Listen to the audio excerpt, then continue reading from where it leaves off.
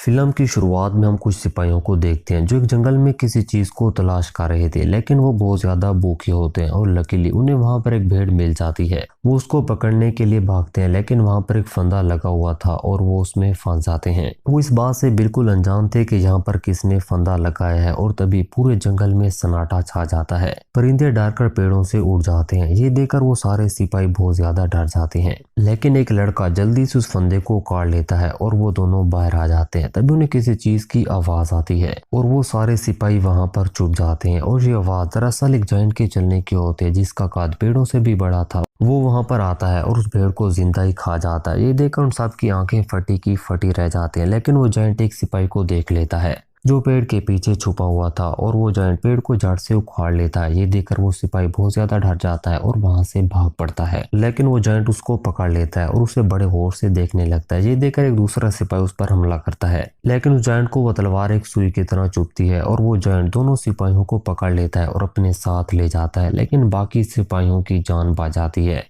इसके बाद scene shift होता है और हम जैक नाम के एक लड़के को देखते हैं जो अपने चचा के साथ एक छोटे से घर में रहता था। जैक को कहानियां पढ़ने का बहुत शौक होता है और वो दिन रात कहानियां पढ़ता रहता था। एक सुबह जैक को उसका चचा शहर भेजता है ताकि उसका घोड़ा बेच कर आए। जैक घोड़ा लेकर शहर की तरफ सफर शुरू कर देता है और एक बहुत लंबे सफर के बाद वो शहर में पहुंच जाता है। जैक घोड़े को बेचने के लिए बहुत आवाजें लगाता है, लेकिन कोई भी उसका घोड़ा खरीदने के लिए तैयार नहीं होता। ये देखकर जैक वहां पर एक सर्कस में शो देखने के लिए चला जाता है। शो खत्म होने के बाद जैक उदास होकर घर की तरफ निकल पड़ता है क्योंकि उसका घोड़ा नहीं बिका था, लेकिन उसे रास्ते में एक पादरी मिलता है जो बहुत डरा हुआ था। वो जैक को कहते हैं कि मैं तुम्हारा घोड़ा खरीदना चाहता हूँ। ये सुनकर जैक बहुत खुश हो जाता है, लेकिन वो पादरी कहते हैं कि मेरे पास पैसे नहीं है, मैं तुम्हें ये बीज दे रहा हूँ। ये बीज तुम शहर के बड़े चर्च में एक फादर है उस तक पहुंचा देना, वो तुम्हें घोड़े की मुंह मांगी कीमत दे देगा। वो साथ में जैक को ये भी कहता है कि ख्याल रखना, ये बीज बहुत कीमती है और इन्हें भीखने मत देना। जैक वो बीज ले लेता है और वो पादरी घोड़ा लेकर वहां से चला जाता है। दूसरी तरफ हम शहर के वजीर को देखते हैं। जब वो महल के खुफिया कमरे में आता है तो वहां पर सभी चीजें बिखरी हुई थी और वो बीज भी वहां से गायब होते हैं। दरअसल ये वही बीज होते हैं जो पादरी के पास थे। वो सिपाहियों को हुक्म देता है कि सारे शहर को सील कर दो, वो पादरी भागने ना पाए। सिपाही सारे शहर में फैल जाते हैं और उस पादरी को पकड़ लेते हैं।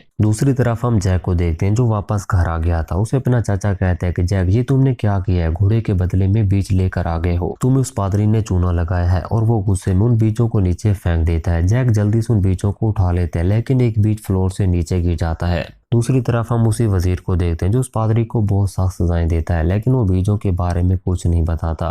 इसके बाद हम बादशाह को देखते हैं जो चाहता था कि उसकी बेटी जिसका नाम ऐजाबेल है वो उसी वजीर से शादी करे, लेकिन महारानी को उस वजीर से सख्त नफरत थी। लेकिन बादशाह उसे फोर्स करता है कि वो उसी से शादी करेगी, जिससे महारानी को बहुत गुस्सा आता है और वो महल छोड़कर जंगल की तरफ भाग जाती है। उसी रात काफी तेज बारिश होने लगती है। जैक अपने बिस्तर पर लेटा कहानियां पढ़ने लगता है। तभी उनके दरवाजे पर कोई आता है। जैक जब दरवाजा खोलता है तो वहां पर महारानी होते हैं जो बारिश में भीग चुकी थी। वो जैक से कहते कि मैं तुम्हारे घर में कुछ देर के लिए रुकना चाहती हूँ, जब बारिश थम जाएगी तो मैं चली जाऊंगी। ये सुनकर जैक कहता है कि क्यों नहीं, आप ही का तो घर है। महारानी भी कहानियां पढ़ने की बहुत शौकीन होती है और जैक जो कहानी पढ़ रहा होता है वो महारानी की फेवरेट स्टोरी बुक थी। लेकिन तभी बारिश का पानी उस लकड़ी के फ्लोर से नीचे गिरने लगता है और जैसे वो पानी उस बीज तक पहुंचता है और वो बीज थोड़ा सा भीगता है, उस बीज से एक जड़ निकलती है। वो जड़ बहुत तेजी से आसमान की तरफ जाने लगती है। जैक किसी तरह घर से बाहर निकलता है। वो महारानी को बचाने की बहुत कोशिश करता है, लेकिन वो नीचे गिर जाता है, जबकि महारानी उस घर के अंदर रह जाती है और वो जड़ आसमान की तरफ बढ़ती चली जाती है। अगली सुबह जैक की जब आंख खुलते तो उसके सामने बादशाह होता है। वो कहता है कि मेरी बेटी का ब्रेसलेट तुम्हारे पास क्या कर रहा है? तो जैक उसे सारी कहानी बताता है कि महारानी रात को बारिश से बचने के लिए कुछ देर हमारे घर आई थी, लेकिन अचानक से एक बहुत बड़ी जड़ जमीन से निकली और हमारा घर उसमें फंस गया और महारानी भी उसके अंदर थी। मैंने उसको बचाने की बहुत कोशिश की, लेकिन नहीं बचा सका। जब बादशाह ऊपर देखता है तो वो जड़ बादलों से भी ऊपर जा चुकी थी। इस पर बादशाह अपने आर्मी कमांडर और वजीर को कुछ सिपाहियों के साथ ऊपर भेजता है ताकि वो ऊपर जाकर महारानी का पता लगा सके। इस सफर में वो जैक को भी अपने साथ ले जाते हैं। आप उस जड़ के सारे ऊपर जाने लगते हैं। कई दिनों के एक लंबे सफर के बाद उस जड़ के टॉप पर पहुंच जाते हैं। वहां पर पहुंचकर उन्हें पता लगता है कि यहाँ पर तो एक और दुनिया है जहाँ हर तरफ घने जंगल ही जंगल है।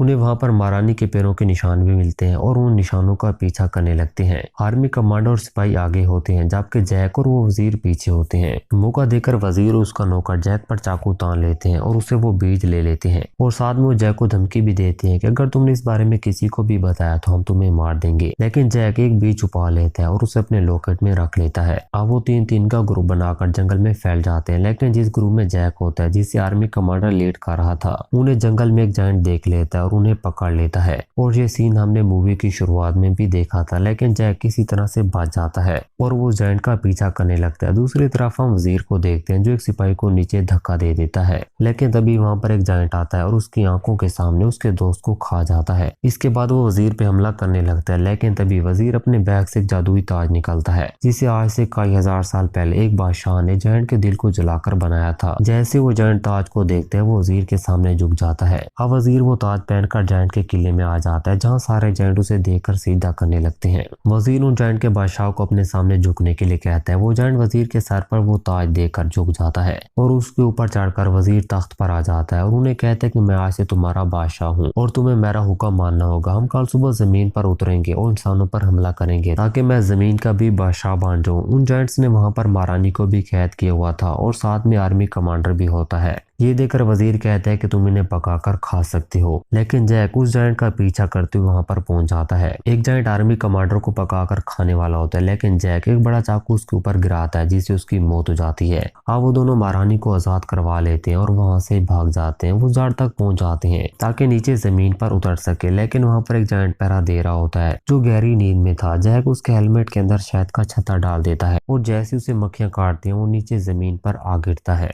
ये देखकर बादशाह समझ आता है कि जायंट जमीन पर आने वाले हैं और वो जाड़ को काटने का हुक्म दे देता है। ऊपर आर्मी कमांडर जैक को कहता है कि तुम महारानी को नीचे ले जाओ, मैं वजीर का रास्ता रोकता हूँ। जैक महारानी को लेकर नीचे का सफर शुरू कर देता है। अब वहां पर वजीर भी पहुंच जाता है जिसको जायंट्स ने उठाया हुआ था। वो जमीन पर जाने की तैयारियां करने लगते हैं, लेकिन वहां पर आर्मी कमांडर छुपा हुआ था और वो उस पर हमला कर देता है और उसे मार देता है। तभी सिपाही उस जाड़ को भी काट लेते हैं। आर्मी कमांडर भी जाड़ के ऊपर कूद जाता है। अब जैसे वो जाड़ जमीन पर गिरने लगते हैं, जैक, महारानी और वो आर्मी कमांडर नीचे कूद जाते हैं और अपनी जान बचा लेते हैं। ऊपर जायंट का सरदार वजीर के सर से वो ताज उतार कर पहन लेता है और उन जायंट का नया बादशाह बन जाता है। लेकिन अब वो नीचे जमीन पर नहीं जा सकते थे क्योंकि वो जाड़ काट ली गई थी। तभी जायंट को वहां पर वजीर का बैग मिलता है जिसमें वो बीज होते हैं। जैसे वो बीजों को पानी में फेंकते हैं उनसे जड़ें निकलती हैं और उन जड़ों का मुंह जमीन की तरफ करके सारे कूद पड़ते हैं नीचे। महारानी की जान बचाने पर बादशाह जैक का शुक्रिया अदा करता है, लेकिन अब जैक दिली दिल में महारानी को पसंद करने लगा था, लेकिन वो गरीब होता है इसलिए वो वापस घर को आने लगता है।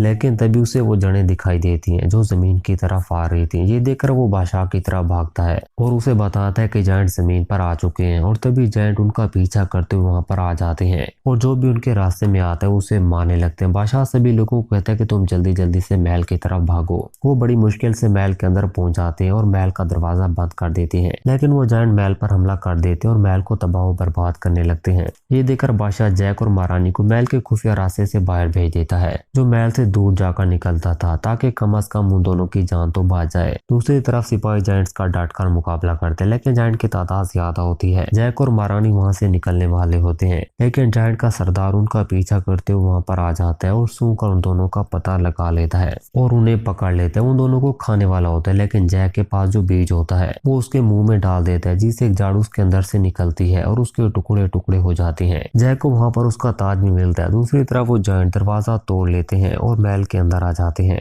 लेकिन तभी वहां पर जैक वो ताज पहनकर आता है। ये देखकर वो सारे जायंट उसके सामने झुक जाते हैं। इसके बाद जैक उन्हें वापस ऊपर जाने का हुक्म देता है और उस झाड़ को काट देता है और कुछ इस तरह से एक बार फिर से जमीन पर अमन शांति हो जाती है। इसके बाद बादशाह जैक की शादी अपनी बेटी से करवा देता है और जैक वहां का नया राजा बन जाता है और यहीं पर हमारी इस मूवी का भी एंड हो जाता है। तो दोस्तों, अगर आपको हमारी ये वीडियो पसंद है तो वीडियो को लाइक, शेयर, हमारे चैनल को सब्सक्राइब करना मत भूलिएगा।